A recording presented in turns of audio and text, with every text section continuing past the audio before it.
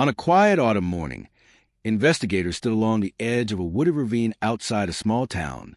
For 3 weeks, search teams have been looking for any sign of a missing woman named Lauren Bishop.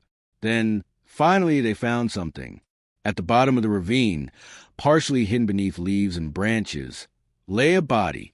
The discovery was devastating, but to investigators, it also seemed like the answer they had been searching for.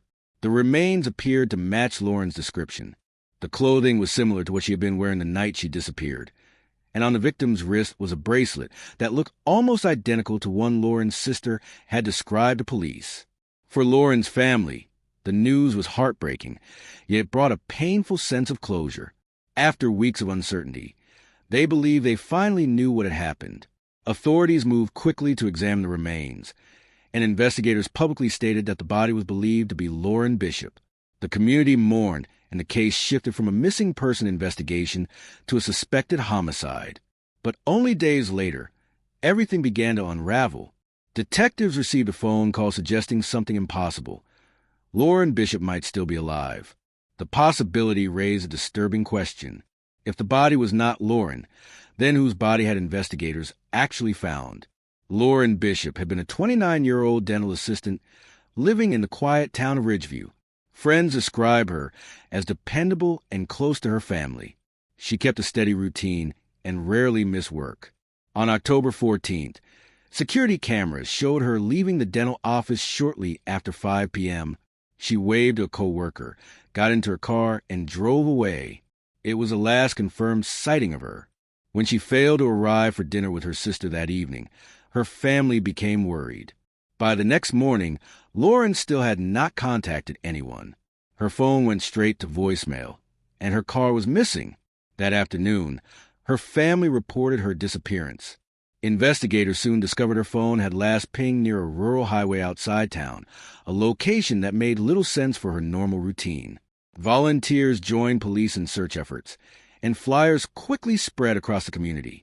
17 days later, a hiker reported something unusual near a wooded ravine. When authorities arrived, they discovered the body.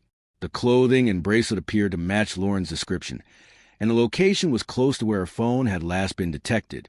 Investigators believed they had found a missing woman and informed her family that while DNA confirmation was still pending, the remains likely belonged to Lauren. The family began preparing for a funeral, while detectives tried to determine how she might have ended up in the ravine. But small doubts soon began to appear. One of Lauren's co-workers contacted police after seeing news coverage about the bracelet found with the body. She believed Lauren had actually lost that bracelet weeks earlier. At first, investigators dismissed the detail, but one detective decided to take a closer look. The engraving on the bracelet looked slightly different from what Lauren's sister had described. Around the same time, detectives discovered another missing person case from a nearby county. A woman named Emily Carter had vanished around the same period, and her physical description was very similar to Lauren's. Photos on Emily's social media showed her wearing a bracelet nearly identical to the one found on the body. Detectives began to suspect the identification might be wrong, but they were still waiting for DNA results. Before those results arrived, another police department nearly 300 miles away called with unexpected news. Officers had encountered a woman at a roadside motel who appeared frightened and disoriented. When asked for her name, she said Lauren Bishop. Investigators quickly confirmed the identity. Lauren was alive. When detectives met with her, she explained that on the night she disappeared, she had stopped at a gas station and encountered a man who claimed his car had broken down. He asked for a ride, and she agreed to help. But during the drive, the man became aggressive. Frightened, Lauren stopped the car and ran into the darkness along the roadside. She fled into the woods, leaving behind her phone and vehicle.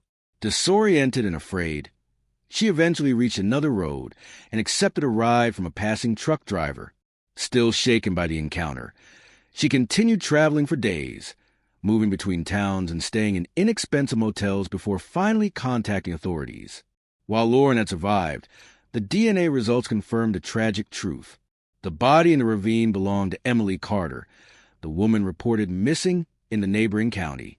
Investigators soon realized that both women had crossed paths with the same man along isolated highways. Lauren had managed to escape, but Emily had not. Surveillance footage from the gas station helped detectives identify a suspect, a man with a history of violent offenses. Authorities eventually located and arrested him, and evidence linked him to Emily Carter's disappearance and death. The case revealed how two separate investigations had become entangled through mistaken identity.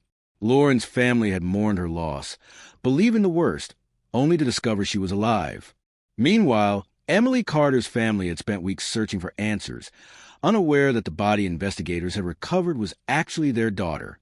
The investigation became a powerful reminder for law enforcement about the dangers of early assumptions.